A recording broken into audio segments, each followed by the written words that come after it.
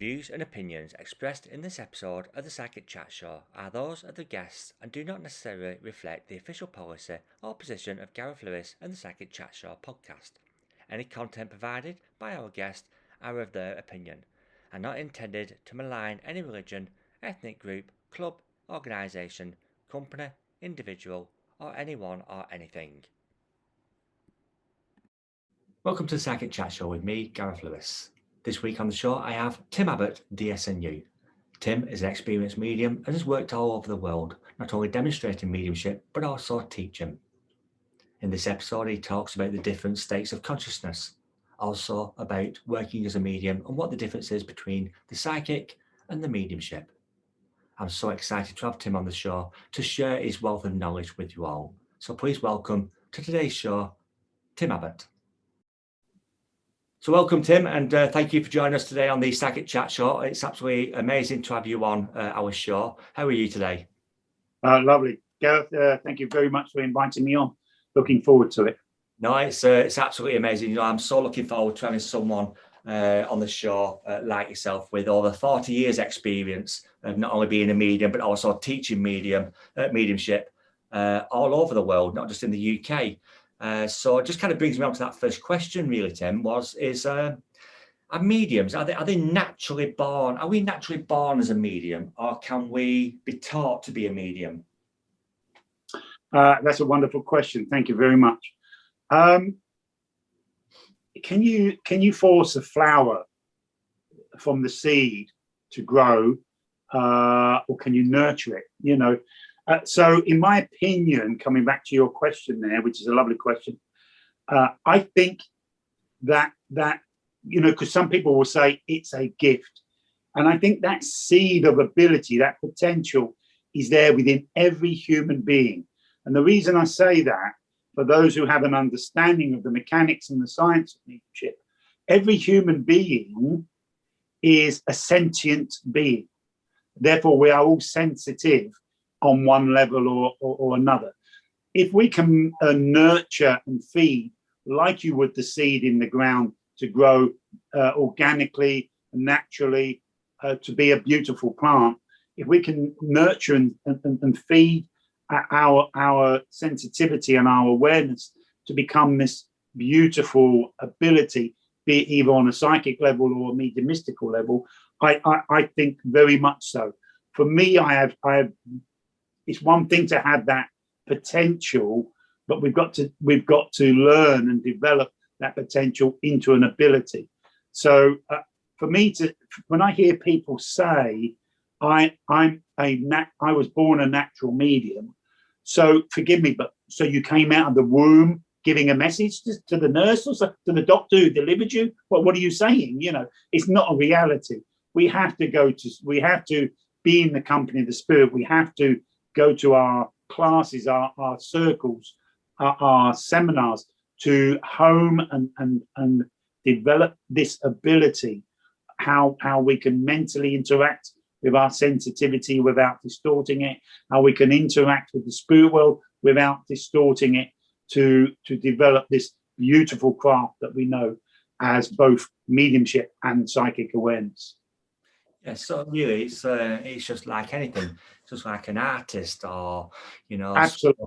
Yeah, it's someone who, you know, they've got that ability. We've all got the ability, I believe. You know, it's just then we've got to, you know, learn and discover different things about it. You know, you mentioned there, Tim, very interestingly, about the psychic of you know, becoming aware of that. Some mediums and some people get mixed up. And they don't even know, some mediums, that they're working psychically. And actually, what I've seen, you know, mediums believe that they don't work psychically. They only work with the spirit world. Now, this is only my belief, Tim. I don't know about yourself, but I believe that we've got to use all the faculties when we work, you know, of all the senses, including the psychic. And every medium, again, correct me if I'm wrong, should use or does use the faculty of the psychic. So do you believe in that? And also, what is the difference, Billy, between working on a psychic vibration to working on a mediumistic and with the spirit world? So let's talk about the difference first, and then we'll talk about if mediums are psychic and if they use the psychic ability through the craft of mediumship. If we look at the psychic will use their sensitivity. The word psych means psychic means of the soul, the soul being sensitive, part of our sensitivity, part of our very being, the life force.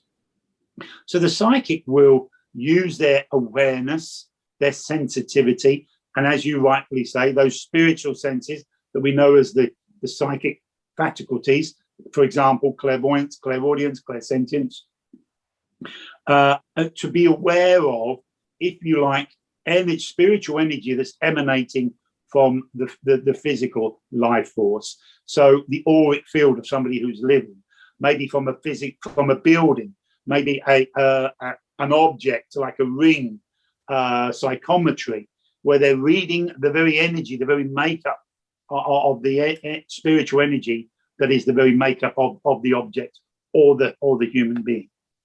The medium will use all of those, and then I agree with you, has to use all of those abilities, all of those crafts, spiritual crafts that the psychic uses to become aware of the spirit world.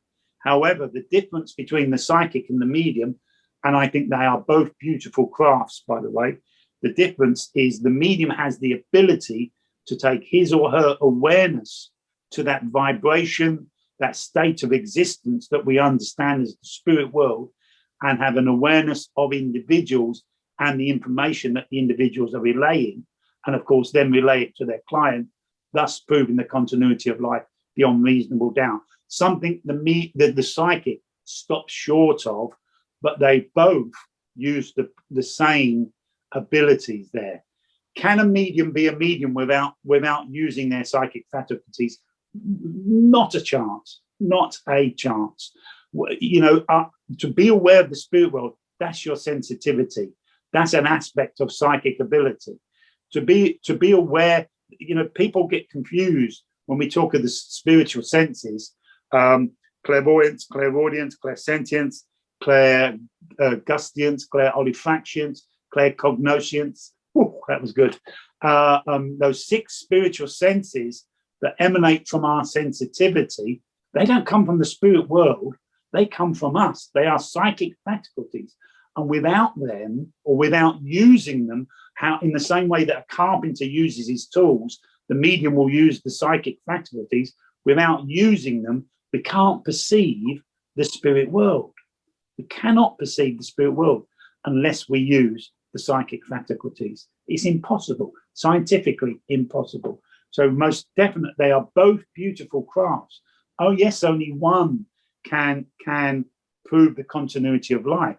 However, many times I have had people phone me for a sitting, and I'd say, tell me why you want to sit in. And when they tell me why, I'd say, it's not a medium you need, it's a psychic. Let me recommend one of my students. I have several students who are wonderful psychics. They're not mediums, they accept that, but they're wonderful psychics. And there's times when you should go to a psychic for a reading, there's times when you should go to a medium for a reading. But the medium has to use, in a natural sense, those psychic abilities to embrace the very presence of the spirit world. Yeah, I totally 100% agree with that, Tim. And can you just, in a nutshell, I don't want you to go on too much about it because I know the mechanics behind mediumship is so magnificent.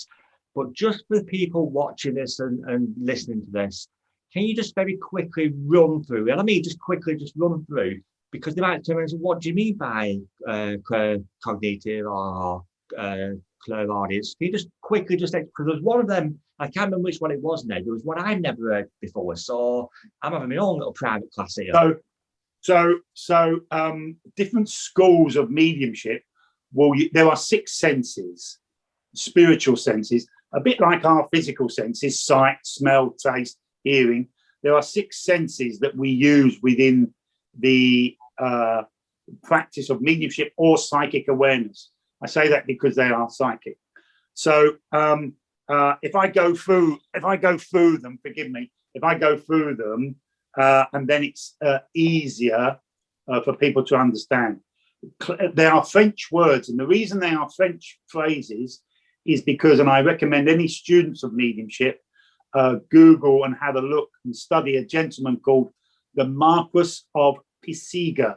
Pisiga is a small town in the south of France, about 10 miles from the French-Spanish border, and he was the man who coined what we understand as the 3 C's, which is clairvoyance, to clearly see spiritual energy. That's not the spirit world, that's the energy expressed by the spirit world, which is why psychics use these senses as well. Audience, to clearly hear spiritual energy. Clairsentience, to clearly sense the spiritual energy. Clairgustience, to clearly taste the spiritual energy. You will see some mediums saying, oh, I can taste your mother's apple pie. She loved to cook apple pie. Clairolfactions, to smell the spiritual energy. And the energy is, of course, the information that discarnate spirit is expressing. And again, you will hear mediums say things like, I know your granddad smoked because I can smell the tobacco. I can smell the tobacco here. You're not smelling it through your physical sense of smelling, but through your spiritual sense of smelling. A claircognoscience, which is probably the most recent phrase to be put in there. It's a knowing. The old terminology would be a gut feeling. Again, where a medium would say, I'm aware that your father's name is John, but the medium is aware, I never saw the name John. I never heard the name John. I never sensed the name John. I just know this man I have with me is father, and his name is John. So it's just a knowing.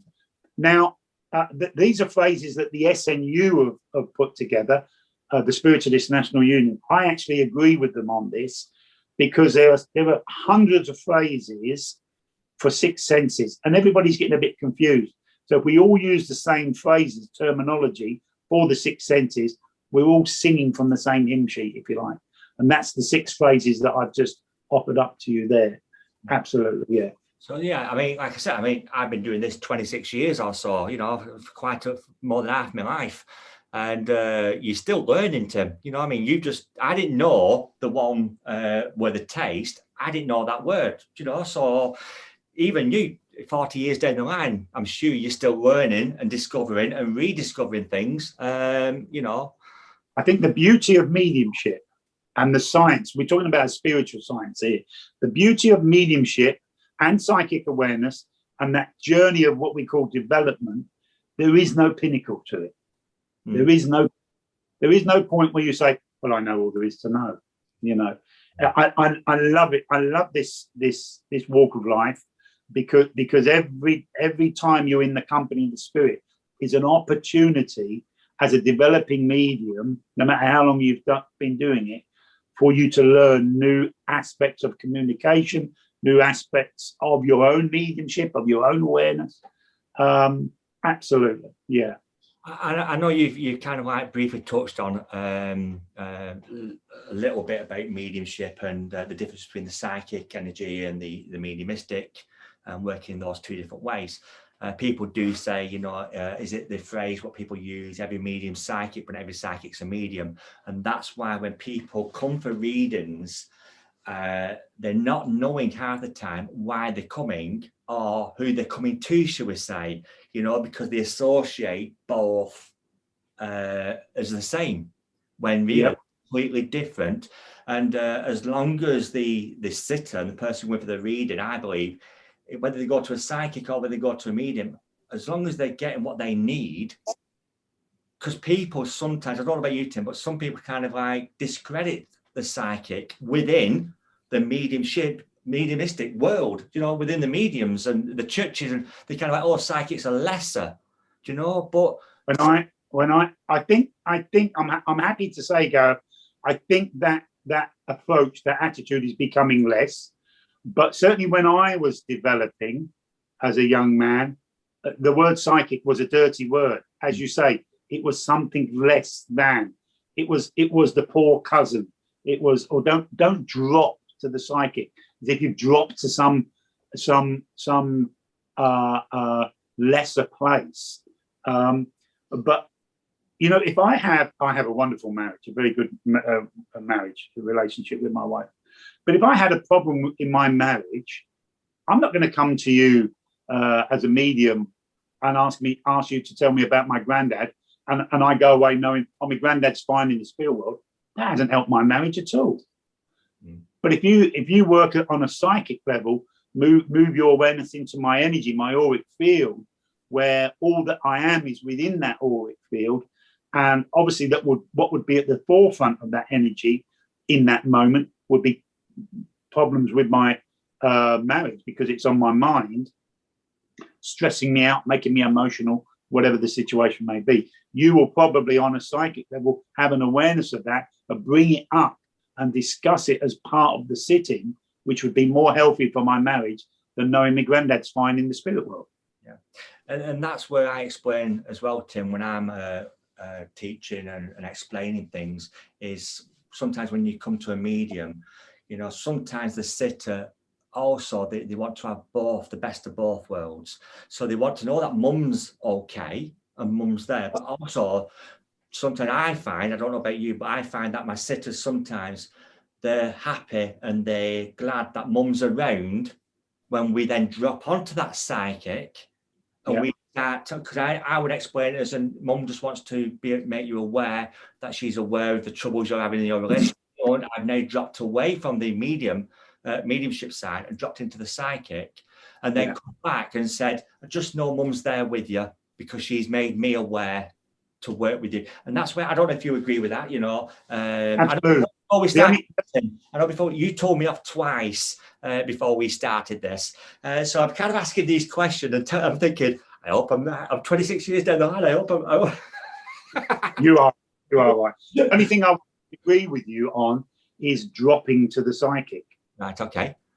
Again, I study very much the psychology of mediumship and why is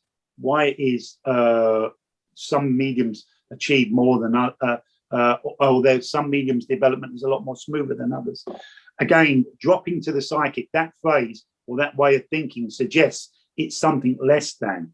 For me, I'm just moving to the psychic. It's an equal. It's another craft. It's another spiritual ability. And I would always, so I do quite a lot of, because it's fashionable these days, and I'm sure you're aware of it, Gav, and it would be the same in your workplace. I do a lot of spiritual assessments where the client wants to know about themselves. And that very structure of a sitting, they want to know about, you know, the potential for the future. And that may be in many aspects of their life, their work, their private life, their mediumistical ability, their spiritual development. And that very structure of that type of sitting encourages you to move in on the psychic, you know, to be aware of your client's energy and what that energy, if you like, is telling you. So, but I would always prove in a spiritual assessment, I will always prove a communicator first, that as I move into your energy on a psychic level, before I do that, let me prove that I've got your cousin, your brother, your grandmother with me, who will also be inspiring me to talk about you and your potential for your future. Excuse me, the potential for your future. Yeah. If that makes when anybody, and I know you'd agree with this, when anybody goes and who's listening to this, watching this, whenever they go to a medium, you know, we have to place our communicator right at the very start. We have to turn around and say, I place my communicator. This is the evidence behind my proof of placing the communicator, and then the reading will take from there. Because I got very tired, Tim. I don't know about you. I got very tired of people saying they're telling me this and they're telling me that, and it so frustrating. You know, I got done once. I got done once for questioning a medium, and I got done from the actual president of the SNU many years ago. And they rung me up and, why are you questioning the medium? Well, one of the first things I was taught, Tim, was we are putting ourselves in front of the public. We are putting ourselves in front of people. To be judged. Then, we have then got to be open to being questioned. Absolutely. Which then takes me on to my next point so you've probably seen it many, many times, Tim. if you've got, shall we say, not necessarily a skeptical, a cynical person or a questionable person, you know, because you've got many different, some of these skeptics are nasty, you know, and I don't mind an intelligent, skeptical person. Okay. Yeah. So if you've got someone like that and they say, well, how can you communicate with what they will call the dead? How can you, because when we've gone, then that's that. So how can you communicate? What would you say to people? And there might be people listening to this now, you know, well, how can you talk to the dead? Or how does it work? Without actually going into the mechanics, because we've talked about the mechanics, you know, what would you answer that question with? So even if we left it on the level of a belief system,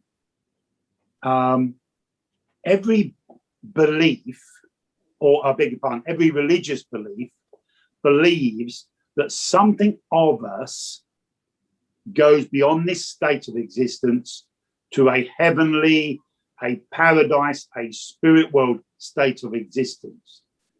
And for some religions, they believe we sit at the right, I think it's the right hand of God or Jesus. We exist, if you're a spiritualist, you exist as a spirit being, a life force in this state of existence that we understand as the spirit world. And not the consciousness, but something of the mind, the spiritual part of the consciousness, if you like, survives physical death. And there's a life force, a divine spark that survives what we understand as physical death. And it's that through our sensitivity, you know, a mushroom, something as trivial as a mushroom is sensitive. A mushroom will open in the morning to catch the morning dew. And if a mushroom can do that, if a flower can open, is sensitive enough to be aware when it's raining, to catch the droplets of water to feed itself. As sentient beings, are we not sentient? And all we are suggesting, mediums are suggesting, and they have to then go on and prove it, as you suggested earlier, is that we have we've developed ourselves enough, we can still the mind enough that through that sensitivity, we become aware of that state of existence. And beyond reasonable doubt, we can prove it through the information that is relayed from the communicating spirit loved one. Now, the skeptic may say, yeah, but you may be just reading my mind. Telepathically, you may be just reading my mind. Absolutely. But what if Father steps forward from the spirit world? And I've had this many, many, many times. And I'm sure you have. So, for example, let me tell you briefly a story. So years ago, I was doing a tour of Kent with my mediumship. And one day I had to do as part of the tour, 6 sittings in Dover, the White Cliffs of Dover. I'm sure you've heard of it. And then that evening I was doing a demonstration for Dover Spiritualist Church. And I think it was the 3rd communicator. She came, I beg your pardon, yeah, the 3rd sitting. My client came in and we had a mutual friend because a cousin of hers was a student of mine, which is how I found out this information afterwards. And the sitting started, and I suggested that I had her mother with me here from the spirit side of life. Gave some evidence, some information, and she said, Tim, I have to stop you there. Everything you've given me is correct, but my mother's fine. I've just left her. She's absolutely fine. I was in her company 10 minutes ago. And so I said, let me give you a bit more. Gave her some more. No, that's my mother as well. So I said, okay, look, if we're not sure who this lady is, I'm going to ask her to step back and see if somebody else is here. And her uncle, her mother's brother, stepped into my awareness, into my sensitivity, and started saying things like, your mother's fine now. Your mother's okay now. Your mother's safe now. And my client kept saying, but I know she is, Tim. I'm not getting this. And I've just left her. When the sitting finished, she was going home, and she said, because she didn't live with her mother, she thought, no, I need to go to mum's to make sure that mum's okay.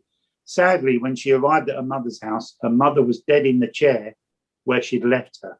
10 minutes. I could not have picked that up from that lady's mind, because her reality was, my mother's fine. 10 minutes ago, she was fine. Why would she not be fine now? So I could not have picked it up from within her mind, because as far as she was concerned, her mother was still, if you like, on the physical side of life. And it's that information that the client doesn't know, that they have to go and research, that proves that we were not interacting with their energy, with their mind telepathically, but interacting with a discarnate source of communication.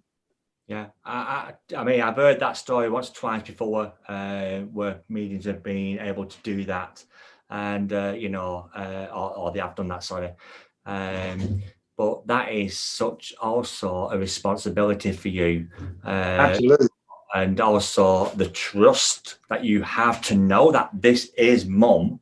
You know, yeah. when like you said, a client or the sitter has just recently spoken to them or left them. It is amazing. So just as we kind of like go, Yeah, can I just very, very quickly pick up on that? Because you mentioned earlier about the desire for a medium, and a medium should be proving the continuity of life before they go into the pretty aspects of a sitting. And you're quite right. Our responsibility, our desire should be to prove that there is something beyond this life of existence, that we prove we have a communicator, but also to give our client an spiritually uplifting experience. And if you're sitting there saying, by the way, your mum's dead, there's nothing uplifting about that. So you're quite right. There is a responsibility in that moment to the care and welfare of your client. Absolutely. Yeah.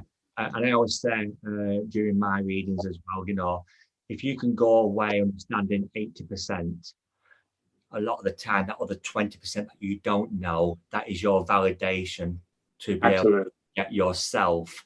And then just like you've just said, then, you know, I didn't know about that, or you didn't know about that, you know, but you've now gone and asked mum about it, or you've asked your dad about it, or whoever, and that's now been validated to you, which then brings the reading to that good percentage, you know, of, well, they must have had that person with them. Absolutely. You know, it is. But you talked there about the consciousness and working, and we talk about altered states of consciousnesses, and we are every day. We don't have to be a medium. Every day we are using different states of consciousnesses. You know, 100%. you know. So even when we're driving, how many times have you driven down the road, Tim, and you've just been driving, and you're like, oh my God, I ever got here?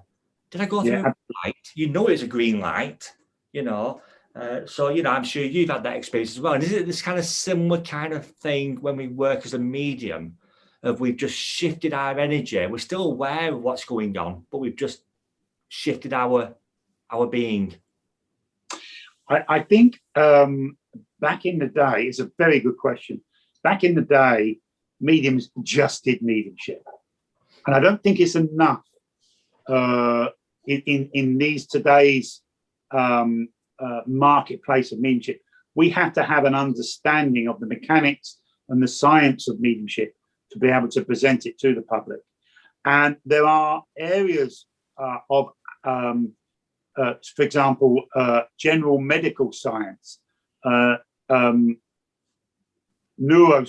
the science of the mind, psychology, that supports mediumship. So if we look at what you were referring to there, the altered states, there are 4 states of consciousness within the human brain, and different states of consciousness are compatible, and it's energy, because the energies will change, because the activity of our thought process will change. Different aspects of different states of consciousness are compatible to different expressions of mediumship and psychic awareness. The moment you go, the 4 states of consciousness, very briefly: beta, alpha, theta, delta. Delta being the sleep state, the unconscious state, the state where they give you an injection in the hospital and they ask you to count from 10 to 0, and you go 10, 9, 8, and you're unconscious, and they do an operation. You have no awareness of it. The beta state is your everyday consciousness, where the thoughts are surfacing from your mind into your consciousness, and you're acting on those thoughts. So, for example, how can I get across this road without getting knocked down? What should I have for my evening meal? They're trivial thoughts, but you act on them. They're creating an energy. That thought process and your reactions to those thoughts creates an energy that keep us in a certain state of consciousness. When we start to relax our mind, not everybody will meditate, but if you like, drift away, and your mind goes blank. The thought process coming from the thoughts coming from the mind to the consciousness become less, and you go into the alpha state, which is recognized, scientifically recognized by scientists and researchers as an inspirational state. So, for example, your actors, your singers will very much work in alpha state. You've heard the actor, the theatre actor say, oh, I must go back to my dressing room. I need to move into character. They're moving the altered state, of course. The theta state, which is very much recognized as the mediumistical state. Scientists will say in the theta state, this is where people are having life-like experiences. The delta state, the deep trance states, what we know as the mediumistical trance, as I say, the unconscious state, the sleep state. The interesting thing about the altered states of consciousness, and so if you were meditating, you would probably need to be in the alpha state. It's a bit like those of you who drive cars, the lovely people who are joining us, who will listen to this. If you drive a car, you wouldn't drive down the motorway in first gear. You drive down the motorway in fifth gear. Equally, you wouldn't pull out of a junction in fifth gear, you pull out of a junction in first gear. So it's the right gear for the right job. And so it is with the altered states of consciousness when we're looking at it from a spiritual science point of view. Meditation, sitting in the power, relaxation, contemplation, the alpha state. Psychic work, demonstration mediumship, your demonstrations in your churches, and the light states of trance, the theta state, the deeper states of trance, the delta state. So it's the right gear mindset for the right job. It's compatible with the right job. This is a subject that I love, and I recommend everybody go and research the pineal gland. The pineal gland, which is a gland in the brain that gives off a hormone, melatonin. When you stop thinking, when you go into an altered state, that gland becomes active, gives off a hormone that fuels the altered states. And it's whilst you can hold those altered states that the spiritual senses we spoke of earlier, clairvoyance, clairaudience, clairsentience, are activated because they're psychic, not mediumship. I love it. And I say that's a completely a subject by itself where you start talking very deep into the science, because what we do, like you correctly said earlier on, there is a science to what we do as well. It's not just someone made it up one day. It's actually been researched and looked into. You mentioned there before, we've talked about mediumship a lot there, Tim, but you mentioned there about, was it delta? So that takes you into more of a trance state. So what is trance? What's that? Is that still mediumship, or is that? Yes. So trance, the medical definition of an in trance state is anything beyond the beta state. Anything beyond your everyday consciousness means you're in an entranced state. Every medium that works, every psychic that works, is in an entranced state. But if we look at the practice of trance, which is an expression of mediumship, is an expression of mental mediumship, which happens in the lower states of theta, the higher states of delta, where the mind of the consciousness of the medium is very, very passive. You can't stop this muscle we call a brain working. You can't, but you can develop in class and over a few years to make it passive, and the thoughts a lot less than in the beta state. This allows a discarnate spirit. it would normally be a guide that the medium has worked with over the years for this particular aspect of mediumship, where the guide, the blending with the, I'm not saying it's better than the evidential medium has, but I think it's purer because the medium is not diluting it with their thoughts because they're in this passive state. Now, because they're passive, their sensitivity is very much heightened because it's not masked by the thoughts because they're passive. So I think it was D.D. Morse, who is a very well-known trance medium, said that when he was in an in-trance state, because of the heightened sensitivity, if somebody dropped a pin, a pen, something like that, it was, for him, it was like a bomb going on. So it takes a lot of development to allow this guide to come and blend. Now, when I say blend, a lot of people think there's a blending of the physical body. Of course, there's not a blending of the physical body. There is a blending of minds, telepathic. There is a blending of spiritual energies, you know, the auric field.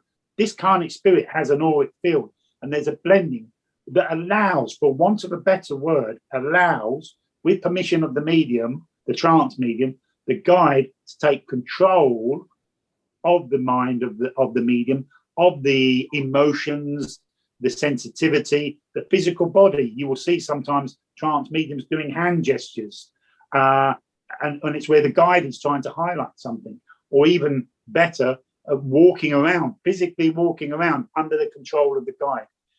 The guide then expresses their thoughts, their personality, their intelligence through the faculties of the mind. It's still mental mediumship of the medium, without the medium diluting those thoughts, that subject, that opinion, with their own thoughts.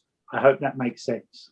It does, and you know, you explain it so, I'm going to say so clearly, because there'll be a lot of people out there who are like, well, you know, you see TV programs and you see people, you know, in your churches, and also it's like, and they go into this, you know. So can I ask you, zombie like, which gives it a bad name, because, you know, trance is, I believe you have to sit for quite a long time, you know what I mean? And we had this conversation before we came on here, you know, of sitting and knowing not only yourself, but knowing your guide, and not that your guide knowing you, to have that trust, you know, especially when you're going into more of a deeper state of altered consciousness, like you said before. And, you know, so can I ask you then, Tim, if I was to watch, anybody watching this and listen to this, and we get invited to go to our church or to a demonstration or wherever it may be, or even on TV, is there a way of knowing that that medium is actually in trance state, actually, you know, is there anything what we can see or feel or just know? Or are they, like, say, I've seen them on TV sometimes, and like I say, sometimes, oh, such a man is taking over, you know, they go off onto this, you know, circus kind of thing. How do you know when you're sat that that person is actually in trance? So firstly, if we come back to one of the points you made there, I think the moment a medium says, oh, I'm being taken over, that's the desire or the distorted mind of the medium, who thinks that has to be part of the woo factor, the mystical factor. It is a working relationship between the trance medium and the guide. And yes, it takes dedication and maybe years to bring it about to a certain standard. If I can ask you to imagine two clear glasses, both of them filled with coffee. One's filled with a latte, which is very milky, if you like, a very weak coffee, isn't it? One's a cappuccino, very, very strong. Each of them will have cream on the top. So the coffee represents, the glass represents the medium. The coffee represents the intelligence or the intelligent input of the discarnate spirit. The cream is our intelligent input. Latte, there is a lot of cream, a lot of medium from the medium's input. So the trance mediumship, if you like, is diluted. It's still trance, but it's diluted because the medium is not being disciplined enough to mentally be detached from what it is that the guide is expressing.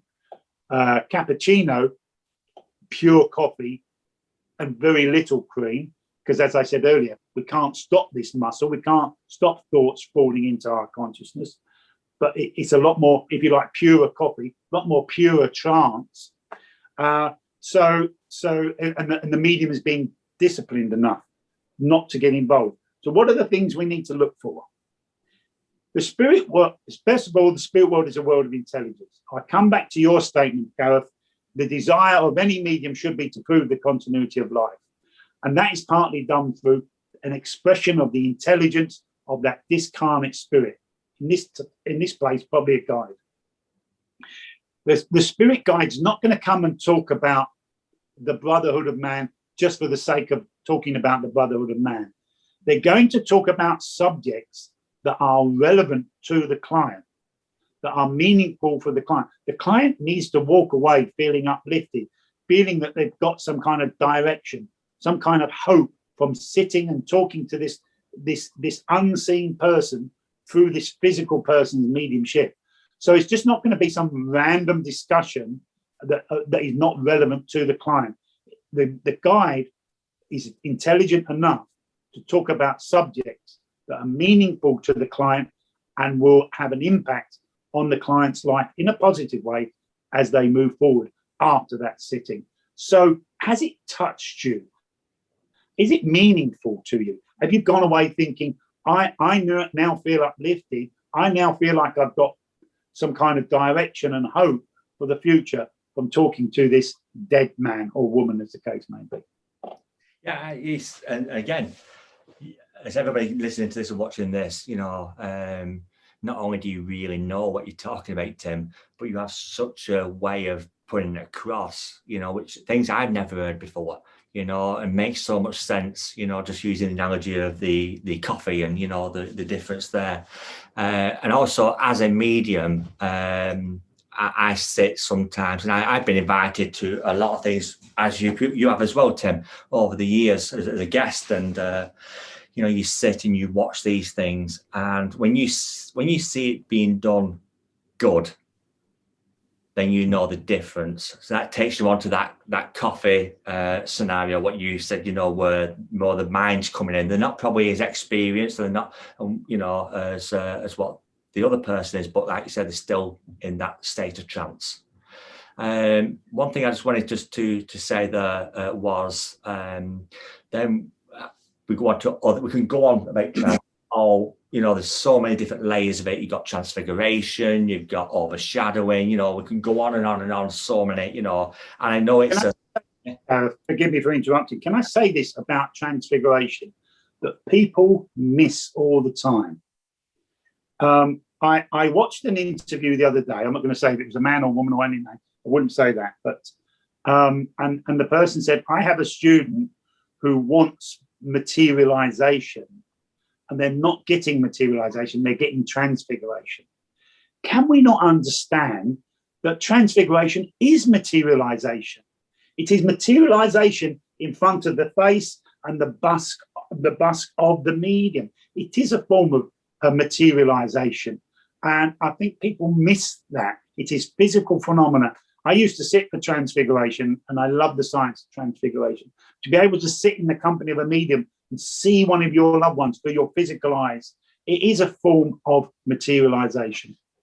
Yeah, and totally, understand that. So there's a difference between overshadowing and transfiguration. Now, you've explained the transfiguration where it is a materialization. Again, just very quickly picking up on your point there, it's so unfortunate sometimes we don't all know everything. You've been doing it over 40 years. I've been doing it over 26 years, and we don't know anything. We just we keep learning. But is it a shame that people are not willing to learn the science and also learn the mechanics, of knowing the difference? So we talked before about the psychic and the mediumship, and just knowing it's so simple. Before you start being an electrician, you've got to know how to change a plug. Do you know? Absolutely. How to use, you're a carpenter, you've got to know how to use a hammer, how to use a screwdriver. Absolutely. Yeah. I always say this, Gareth, when people ask me, you know, and they say, oh, I want to do it. I don't want to study mediums of the past. I don't want to study the mechanics or the science of it. And I always say this, there will come a time when somebody will stop you in the street and say, you're the local medium, aren't you? I've just lost my child. I don't want a message. I don't want you. I'm a Christian. I'm a Catholic. I don't want you communicating with my child, but give me some hope. Talk to me. Give me some hope so I can get rid of some of this pain that I'm carrying right now. And that's when our knowledge of our subject will kick in.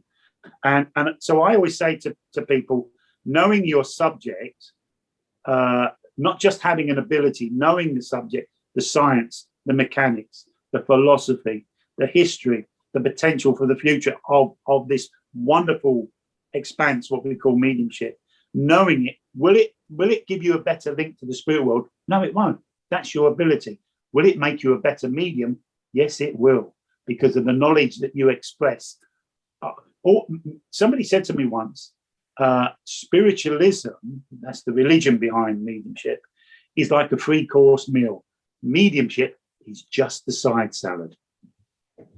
And I remember one of the presidents of the Spiritualist National Union saying once, we should be able to prove the continuity of life over and above standing on a platform giving pretty messages.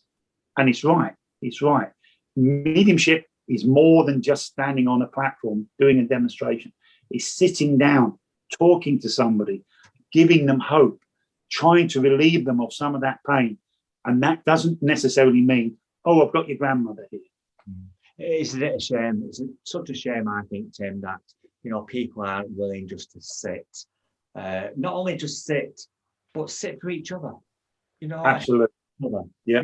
People come in, I have done over the years, and probably like yourself, you know, they're not willing to sit in circle. And so, why have you come to my circle? Why have you come to sit and you know, learn a bit more? Oh, because a medium told me I'm a medium and I should be doing this. And then after a week, they're advertising for private readings, advertising, and you're like, you know, they're an international medium. And what they mean by that, once they're a drunken holiday in Ibiza and they give someone a reading, you know, I've been to Scotland, I'm an international medium. You know, it's all this kind of like, oh, I want to be this. Instead of sitting, I always say to people, when you sit with me in my class, let's sit and find out a bit more about you. Who are you? You know, sit for yourself, sit for you, and discover and rediscover self. And by doing that, we've got half a chance then of understanding. I agree wholeheartedly. I think if a student at the beginning of their journey is going into the journey of development because they want to become a platform medium, because they want to become a theatre medium like your good self, a TV medium, and then they're doing it for the wrong reasons. And that desire and that eagerness will distort their journey without a doubt. I think, you know, there's many different organizations, many different schools of mediumship. And sadly, they don't come together because they have slightly different beliefs, slightly different philosophy, and that's fine. But they very rarely come together and brainstorm and say, this is what we've been doing in our school. Oh, we're going to try that in our school. So that everybody elevates the standard so that the world sit up and listen to that message that the Spirit has forever brought, that the life is eternal. Absolutely. Yeah, absolutely. You know, and there is, like we've said before, there is a responsibility behind what we do. It's not just look at me and look what I can do. You know, one of the questions I asked him to people is, why do you want to do this? Why would you? And so many times, I'm not lying, so many times people say, because of the money. Well, I'm skint. Well, absolutely. Well, nobody knows who I am. Do you know, because, you know, he's like, no. What? Now, I answered this question. Someone asked me the question many years ago, many years ago, you know, why do you? And I always kind of feel that it's because if I didn't, there'd be part of Gareth missing. It's as if it's the spirit within what just allows me, you know, Someone came to me and says, you know, oh, you come across a little bit, not arrogant, but overconfident. Well, we said it before, you've got to have a confidence in what you do. You know, there's no point. I always say, if you don't believe in what you're getting by having the confidence that I know I've got your grandmother and I know, you know, how you expected your sitter and your audience to have the confidence in? So you've got to have a confidence, but then there's that fine line between confidence and arrogance. Yeah, absolutely. No, I agree. That's where you've got to be humble. You've got to be somewhat reverent. Mm-hmm. I think the problem is because everybody wants to be the medium right now, is stems actually from England. We're the ones that's created this problem, and I'm now beginning to see it in different countries around Europe, because everybody, rightfully or wrongfully, everybody around the world who's interested in mediumship has looked to the standard in England, because I think it's fair to say we are of a very high standard in England with our mediumship and the understanding of the science of mediumship. But we're in a situation in England where young men and women are leaving school and their career thoughts are, I want to become a medium. Not I want to become a nurse, I want to become a plumber, and then secondary, I'll look at mediumship. It's no, I want to become a professional medium, and which is wonderful. There are a lot of mediums who are a lot younger. When I first started, there were little old ladies. We spoke about two wonderful mediums, little old ladies, before we started this interview. But now I'm seeing a lot of young people coming into mediumship, and they're wonderful. They're wonderful. But where's their life? Mm. Mediumship must be a very important part of your life. But the important word there is part. It's just part of your life. Go and fall in love. Go and fall out of love. Go and pay bills. Go and watch a football match. Go and pass your driving test. Go and learn a skill. Go and have a family. Be part of a family. And it's those life's experiences that empower and enrich what we give off in our mediumship. Totally agree. And you've kind of answered. And you've done this on a couple of occasions, Tim. You must be quite psychic. You kind of answered my next question, and I'm not going to ask you the question, but you did answer it on the difference between the UK and other countries. Because I know you travel all over the world and all over the place, teaching and working as a medium. You know, and I just kind of think, you know, there must be a difference. You've answered that, because I was speaking to someone in one of the earlier episodes, which you can watch, a lady by the name of Karin Huber from Germany. And, know of her, yeah. And, you know, I was talking to her, and she was, what she was talking about was the difference between the UK and Germany and how the difference there is, you know. And I just wanted to know your difference, your understanding of the difference. Tim, just before I kind of like end with this, because we are going to start coming to time, it goes so quickly. Have you on today? But would you be able to give me, because I'm asking everybody this, I did tell you before we started I was going to ask you this, what would you say is your best and what is your worst experience as a medium? The worst one is very, very easy. Very, very easy. So I very quickly developed, I actually sat on my own for 2 years. For 2 years in a circle. I was the only physical person in that circle. There was about 8 of us in that circle. Everybody else other than me was discarnate. I sat every day for an hour, and they would give me different exercises, different experiences. So I developed very, very quickly when I went into in the physical sense, into circles and into groups, and evolved very, very quickly and got known in the Cambridge area quite quick. And a theatre was booked for me and 2 other mediums. And at this point, my ego was running wild.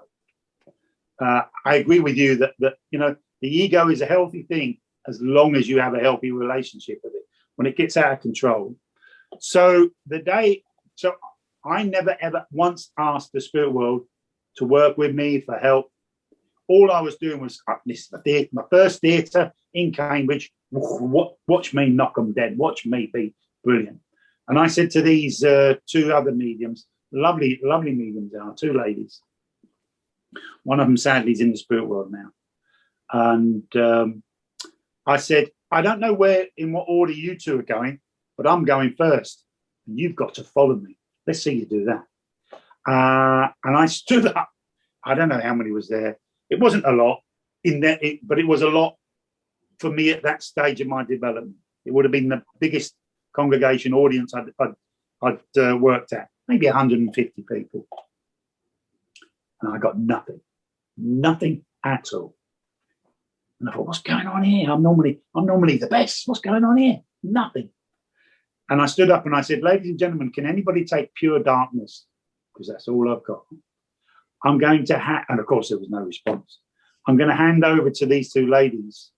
And I had to sit down and watch these two ladies have, both of them had brilliant evenings, had quality mediumship throughout. And I sat there and had to eat humble pie. And what I realized afterwards was not once had I asked the spirit world for help. Every time now, maybe out of fear, but out of respect to the spirit world, out of respect to God, or whatever you wish to call God, I always have a prayer before I demonstrate, before I do any work for the spirit world. I have a prayer and ask them to support me, and that we can work together. This was on a Wednesday evening, and there was a lot of people from my local church, Cambridge Spiritist Church, and I thought, I've got to go. I've got to go to church to face up. And there was a visiting medium that I'd never met before. So this was on the Sunday, and she said, I need to come to this gentleman here, me. And she said, I've got a gentleman with me here, and gave the name of one of my guides and described him very well. And she said, he's talking about Wednesday. Something happened on Wednesday. And he's saying, we're sorry, but we had to knock you off your pedestal because you didn't ask for help. And I went, thank God for that.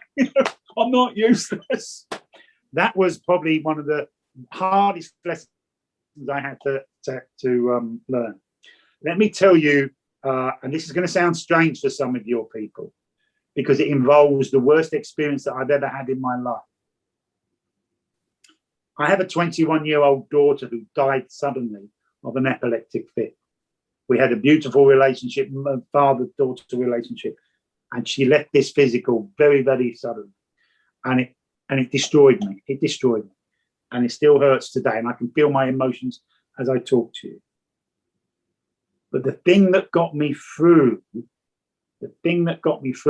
and allowed me to have an attitude, I don't hate you, God, for taking my daughter away.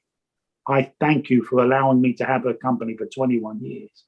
The thing that allowed me to have that and gave me the power to move through the worst experience of my life was the understanding of my belief, of my reality, of the existence of the spirit world.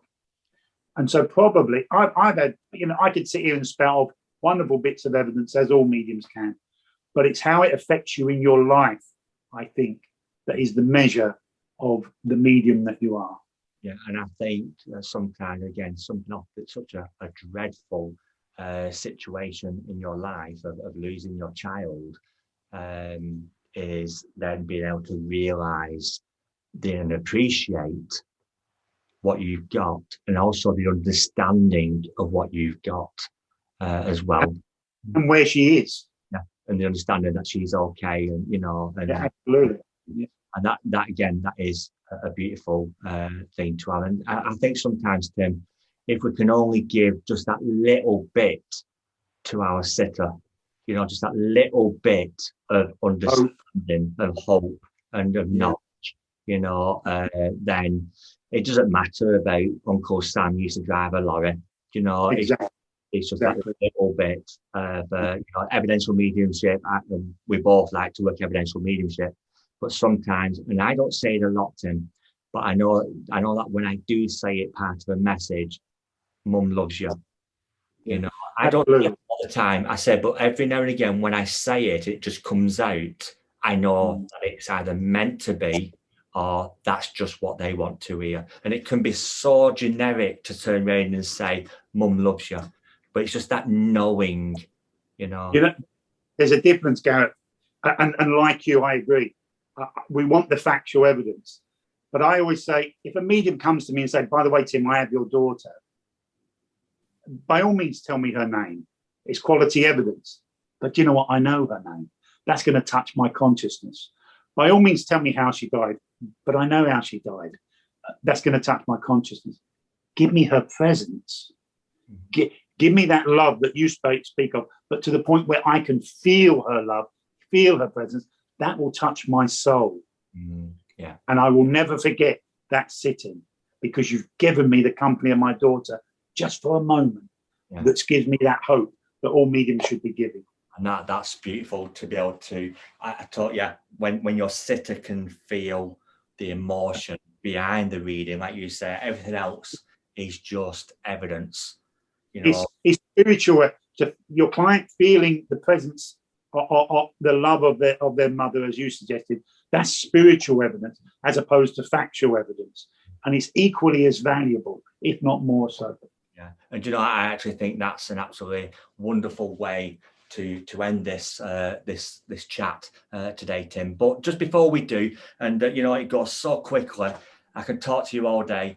But just before we do finish, Tim, where can people find you if they want to go on one of your courses, if they want to find out more about Tim Abbott, if they want to book you for a reading? Where can we go to find you, Tim? Tim at timabbott.net is my website. It's quite a basic website, but there's all my information on there. I do have a shop. I've published 2 books on the mechanics of mediumship. The first one, Mediumship Raising the Standards, Exercise Book 1, was actually on eBay. This is my ego now getting out of control. Was the best-selling mediumship book in 2014 through eBay. And it's available in German as well. So Tim at timabbott.net. Brilliant. And we never even touched upon it, and that's bad research for me. I did have to click on your shop.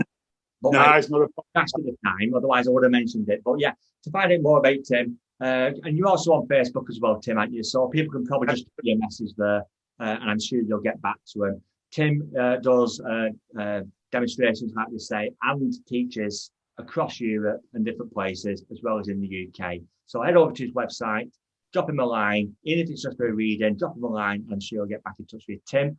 If nothing else, I've had my own personal tuition today. I've learned so much. I'm sure everybody else has. Tim, can I just say thank you so much for taking the time to join us on the Psychic Chat Show this week. I hope you've enjoyed it as much as I have. Thank you very much. Absolutely.